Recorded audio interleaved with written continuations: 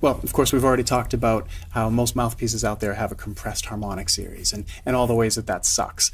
And the thing is that almost all of us learn to play the trumpet with that kind of mouthpiece. So from the very beginning, we do the best that we can to adapt to that environment, and it has a really powerful, strong effect on the formation of our technique. So it's muscle memory in all of us, and it's sort of emotional memory as well. We learn that it's scary up there in the upper register, and that we're less likely to succeed.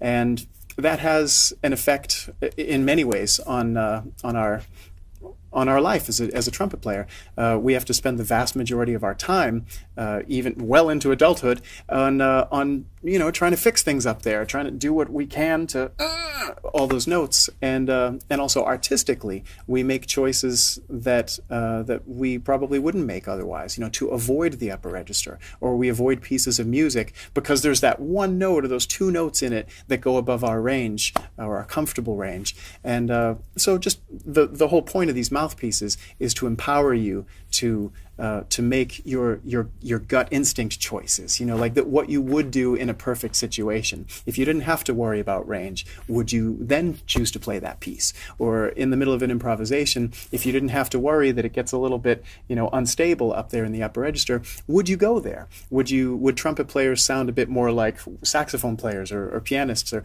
whatever, with a more adventurous architecture to your improvisation? What would you sound like if your upper register wasn't a bigger challenge than the rest of your range?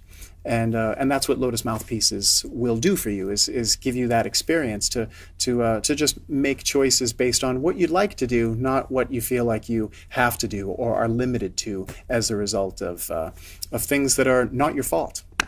And with these mouthpieces, you get that. You get the experience of just basically playing whatever the hell you want without sacrificing, and probably without having to practice as much as well, because most of the time our practice time is spent on the part of the range or the parts of the piece that are more difficult, which almost always has to do with large intervallic jumps going into the upper register. So there's a lot of freedom, emotional and creative freedom, that comes from a mouthpiece that's got equal tempered octaves and just lets you play anywhere in your range with exactly the same approach, physically and emotionally.